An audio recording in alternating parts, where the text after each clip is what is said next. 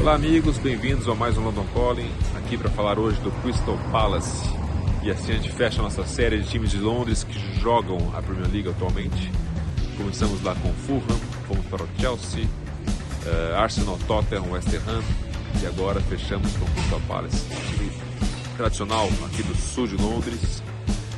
Lembrando que eu estou aqui frente ao estádio Selhurst, que é o estádio deles aqui do Crystal Palace, que fica a uns 3 km do parque do Crystal Palace, onde tínhamos o Crystal Palace original, né, que foi destruído num grande incêndio. Lembrando que o primeiro Crystal Palace mesmo foi um palácio construído para uma exibição no Hyde Park. Depois, rapidamente, eles mudaram para aqui, para o sul de Londres. Vamos falar também sobre as campanhas do Crystal Palace, nomes importantes como Steve Coppell. Vamos falar também sobre Malcolm Alisson, sobre todos os seus títulos, os seus craques, as suas lendas. Enfim, vai ter muita coisa para vocês aqui no Crystal Palace. Espero que vocês gostem. Fique com a gente aí. E vamos começar a falar sobre o DNA do Crystal Palace, a sua origem. Em 1854, o prédio do Crystal Palace Exhibition foi transferido de Hyde Park em Londres e reconstruído em uma área do sul de Londres, próximo a Sivan Hill. Esta área foi rebatizada de Crystal Palace, que incluía o Crystal Palace Park, que circundava o local onde várias instalações esportivas foram construídas. A Crystal Palace Company, dona do prédio de exposições, fundou o Crystal Palace Club em 1857 para jogar cricket antes de voltar a sua atenção para o futebol. A empresa havia sido pressionada por membros do clube de cricket para a continuação das atividades esportivas durante os meses de inverno. Decidiu então a formar um clube de futebol amador chamado Crystal Palace em 1861. Todos do comitê de gestão do clube de futebol e a maioria de seus jogadores eram anteriormente membros do clube de cricket e compartilhavam o mesmo campo dentro do Crystal Palace Park. O clube amador se tornou um dos membros fundadores da Football Association em 1863 e competiu na primeira competição da FA Cup em 1871 e 72, chegando às semifinais, onde perderam para os Royal Engineers. Eles desapareceram dos registros históricos após uma derrota por 3-0 para o Wanderers, na segunda rodada da Copa da Inglaterra de 1875 e 76. Em 1895, a Associação de Futebol encontrou um local permanente para a final da FA Cup, no estádio esportivo situado dentro do palácio.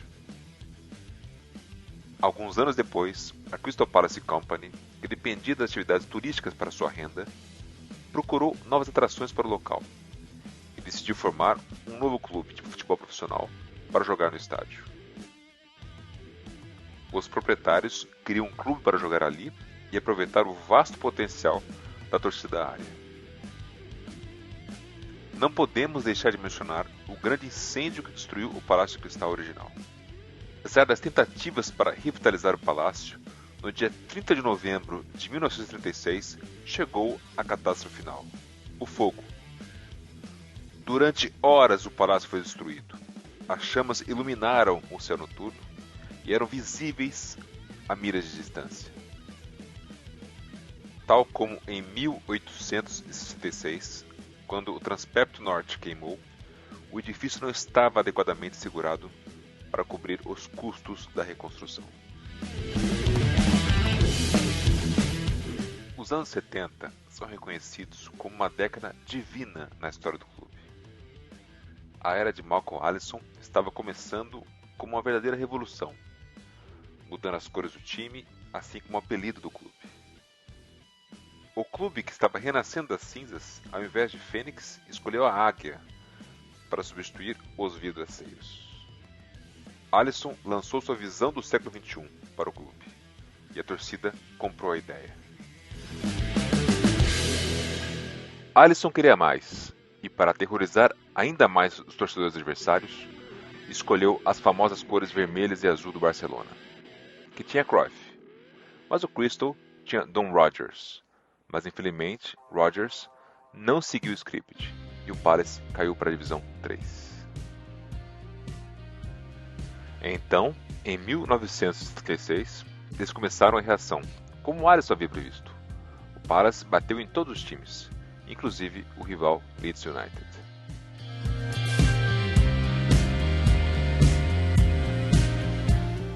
No final, o Palace não conseguiu chegar à final da FA Cup, mas ali ele tinha criado a fundação para um promissor sucesso do clube.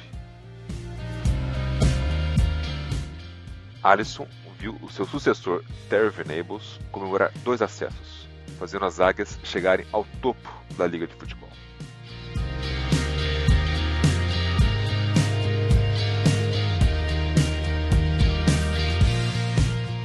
O time dos anos 80 tinha nascido.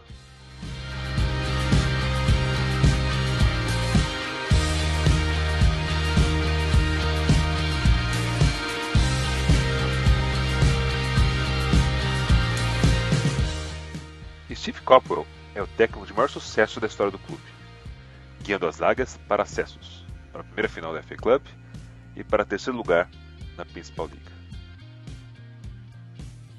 Em 4 de junho de 1984, o ex-jogador do Manchester United e da Inglaterra, Steve Coppell, que recentemente tinha se aposentado do jogo devido a uma lesão, foi nomeado técnico e foi sob a sua administração que o clube se reconstruiu e foi promovido disputando os playoffs de volta à primeira divisão em 88 e 89.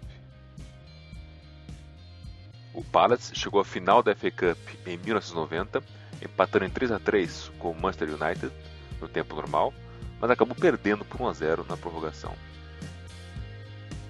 O clube aproveitou o sucesso da temporada de 90-91 para alcançar o melhor resultado da liga, ficando em terceiro lugar na primeira divisão. O Palace teve a infelicidade de perder uma vaga para o europeu no final daquela temporada, em parte devido à proibição da UEFA aos clubes ingleses devido ao desastre do Heysel Stadium. O clube também voltou a Wembley e venceu a Full Members Cup, batendo o Everton por 4-1 após a prorrogação na final. Durante a temporada seguinte, o atacante Ian Wright deixou o clube para ingressar ao Arsenal. O Palace terminou em 10º, permitindo ao clube se tornar um membro fundador da Premier League em 92-93. O clube vendeu Mark Bright para o Sheffield e não conseguiu reconstruir o elenco de forma adequada. Eles lutaram com sacrifício durante toda a temporada, mas o Palace acabou sendo rebaixado com um total de 49 pontos, o que ainda é um recorde da Premier League com o maior número de pontos para um clube rebaixado. Coppell renunciou e Alan Smith, seu assistente no clube, acabou assumindo.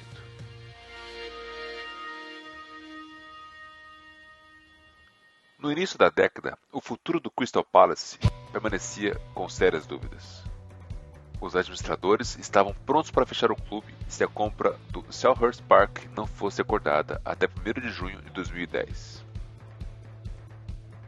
E conforme a notícia circulava, alguns fãs se reuniram em frente ao estádio para protestar, enquanto cerca de 250 torcedores viajaram para fora de Londres, até a sede Lloyds Banks, onde estava acontecendo uma reunião de vida ou morte entre o banco e um consórcio, liderado por Steve Parish, denominado CPFC 2010.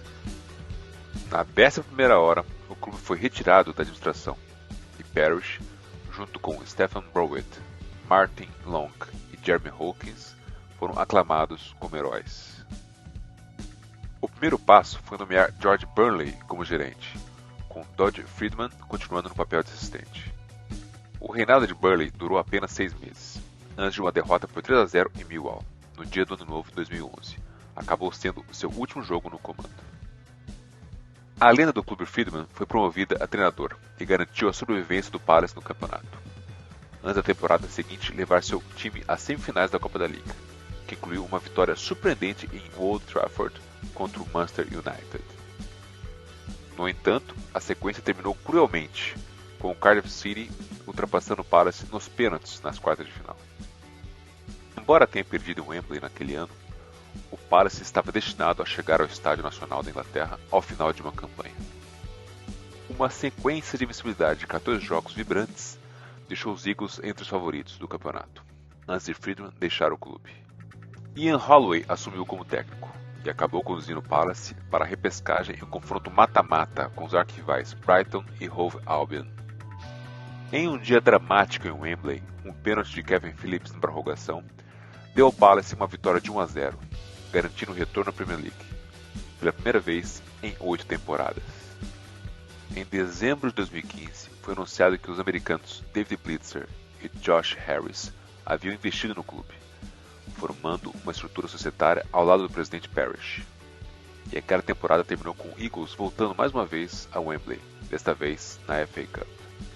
A semifinal trouxe uma partida contra o Watford, na qual o Palace venceu por 2-1, e mais uma vez eles encontrariam um adversário familiar, quando enfrentassem o Manchester United na final. Mas foram derrotados por 2-1 após a prorrogação para terminar vice-campeão pela segunda vez.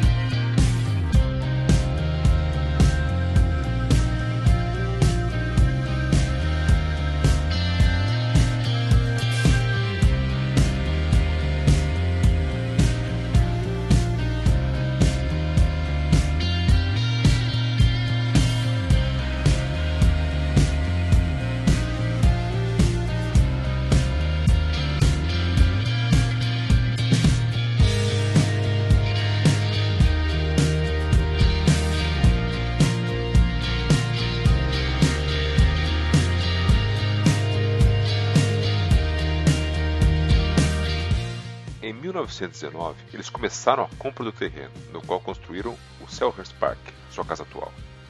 O renomado arquiteto do estádio, Archibald Leitch, foi contratado para traçar os planos, e o clube construiu e completou o terreno a tempo para a temporada de 24 e 25. Permaneceu relativamente inalterado, com apenas a introdução de holofotes e manutenção até 1969, quando Arthur Wald Stand foi construído. Nos anos 80, White Horse Lane End foi reconstruído para permitir os mercados Sainsbury, escritórios e outras lojas ficassem acomodados ao redor do clube. O recorde de público do Selhurst Park foi estabelecido em 1979, com um total oficial de 51.472. Depois de todas as reformas para atender os requerimentos da segurança, a capacidade atual do estádio é de 26.309. Em 2010, foram apresentadas propostas para levar o clube de volta ao Crystal Palace National Stadium, mas depois que o clube foi promovido à Premier League em 2013, houve um foco renovado em reconstruir seu estádio e aumentar a capacidade para 40 mil lugares. E para terminar, fica o recado dos Eagles. Somos orgulhosos do nosso time do sul de Londres. Nosso time é único. Não somos United, região ou mesma cidade. Nós somos Crystal Palace.